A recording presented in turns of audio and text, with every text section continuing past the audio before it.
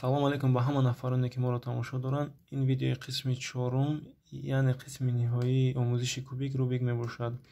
То ин дам мо дар се қисм омӯзиши кубикро аз назар гузаронда будем ва дар ин қисм мо кубикро ба пуррагӣ меомӯзем. Хотиррасон мекунем ки дар охирон этапе ки мо бо шумо омӯхтем, мо ранги зардро ба пуррагӣ рангҳояшро дар ҷояш гузоштем ва элементҳои кунҷиашро низ ба ҷойҳояш гузоштем. Ва дар ин этап ба мо танҳо зарур меояд элементҳои канорияшонро ба ҷойҳояш гузорем ва кубик ба пуррагӣ дуруст мешавад. Ба шумо тамошои хуб сар кардем.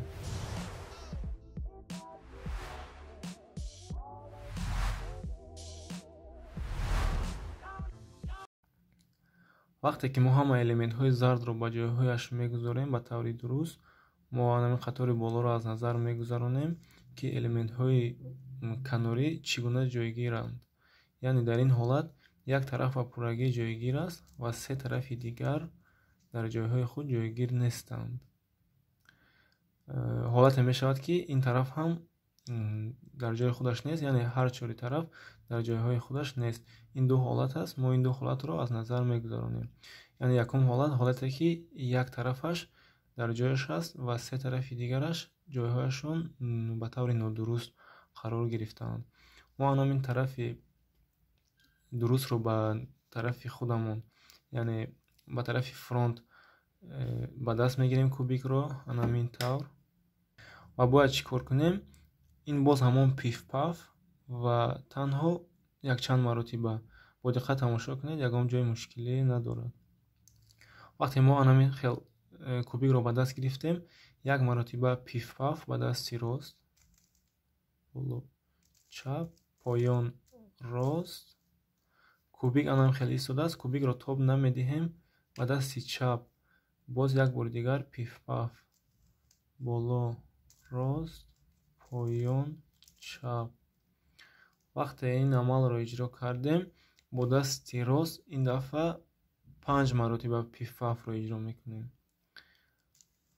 Боло чап, поён рост 1, боло чап, поён рост 2, боло чап, поён рост 3, боло чап, поён рост 4, боло чап, поён рост 5.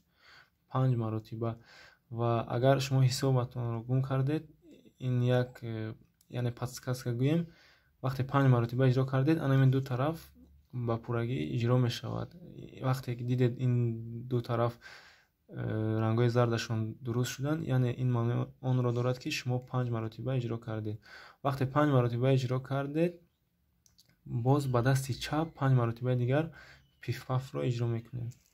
Боло рост поён чап, боло рост поён чап, боло рост поён чап 3 маротиба, боло рост поён чап 4, боло рост поён чап 5 маротиба.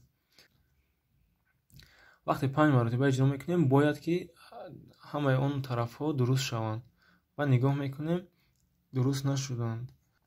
Ин гуна ҳолат метавонад шавад ва вақте мо як бор иҷро кардем, элементҳо дар ҷойҳои худашон қарор нагирифтанд, ин амалро як бори дигар иҷро мекунем. Яъне пиф-паф ба дасти рост 1 маротиба, ба дасти чап боз 1 маротиба, 5 маротиба ба дасти рост 1,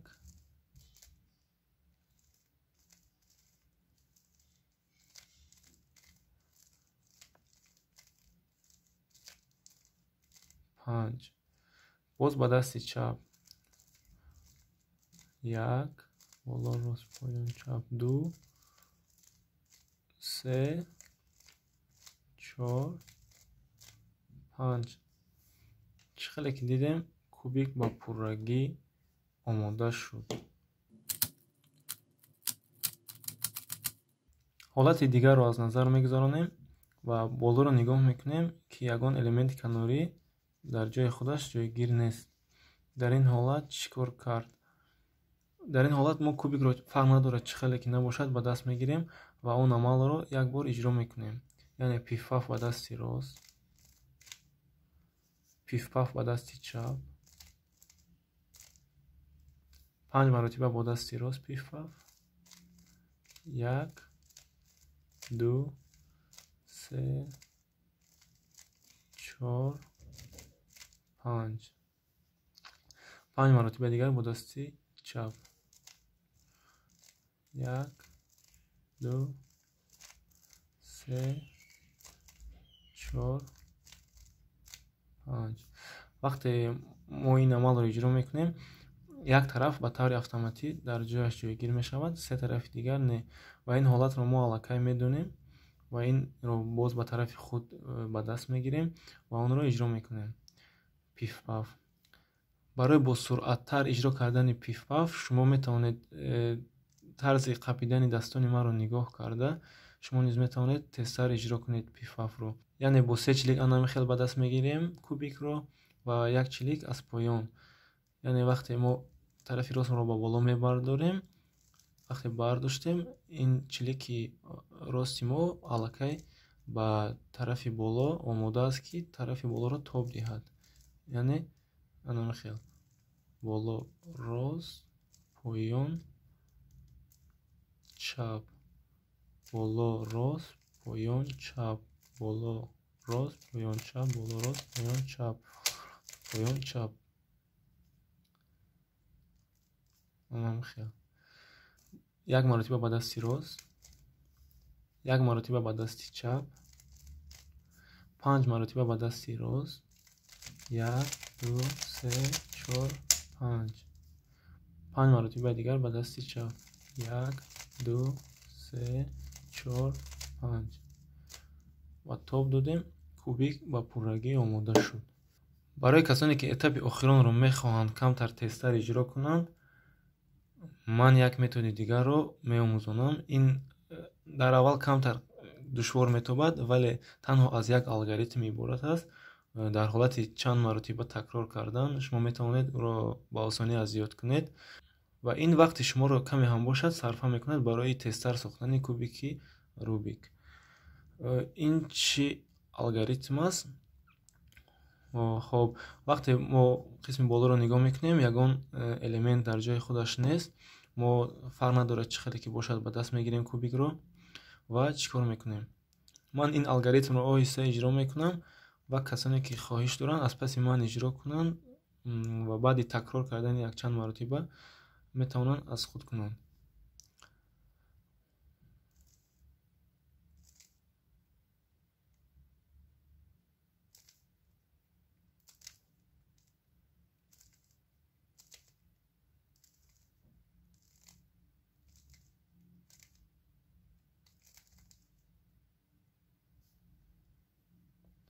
вақте мо ин амалро иҷро кардем, як тарафаш автоматӣ иҷро шуд. як бори дигар иҷро мекунем.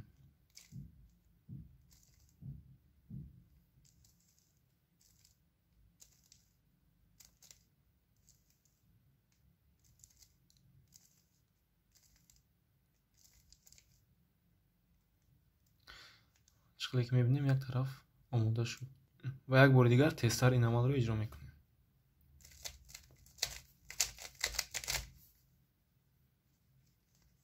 ва вақте ки мо ин амалро як бор иҷро кардем, як тараф омода шуд ва дар ин ҳолат мо дар методи гузашта ин тарафро ба тарафи худ дошта будем. дар ин ҳолат мо ӯро ба тарафи муқобил мегузорем, яъне аз тарафи пушт, ва он амалро бори дигар иҷро мекунем.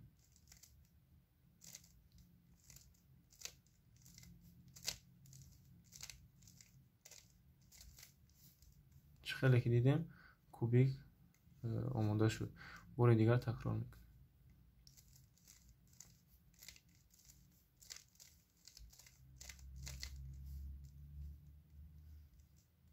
ба тарафи пуш ба даст гирифтем.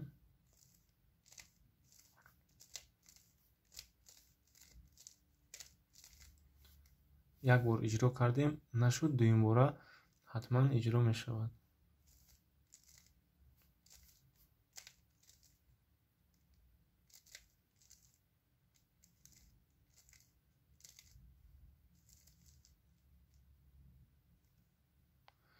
чӣ ки дидем кубик ба пуррагӣ омода шуд. Ба ҳамин мо омӯзиши кубики Рубикро ба итмом расондем ва ман бори дигар хотиррасон мекунам мо кадом этапҳоро аз сар гузарондем. Инҳо буданд: якум дар ранги сафед плюс сохтан, мана ҳамин тавр. Дуюм қатори якумро сохтан, мана ҳамин тавр. Сеюм қатори дуюмро сохтан, мана ҳамин тавр. Ва баъд дар қисми болоӣ плюс сохтан, мана ҳамин тавр. Ва баъд ранги зардро ба пуррагӣ сохтан, мана ҳамин тавр. Ва дар охир ба пуррагӣ худи кубикро сохтан, мана ҳамин тавр. Агар шумо аз ин омӯзиш ягон чизро омӯхтед, ин боиси хурсандии мо аст ва миннатдории худро баён мекунем ба ҳама он нафароне ки видеоҳои моро тамошо карданд ва чизе барои худ ёд гирифтанд. Агар нафароне пайдо шаванд ки хоҳанд омӯзиши дигар кубикҳо, яъне 2x2, 4x4, 5x5-ро ёд гиранд, метавонанд дар комментария муроҷиат кунанд. Шояд омӯзиши ин кубикҳоро низ ба навор гирифта дар канал партоем. Ба ҳамин омӯзиши кубики Рубики 3x3-ро мо ба поён мерасонем. Хайр, худо нигаҳбон.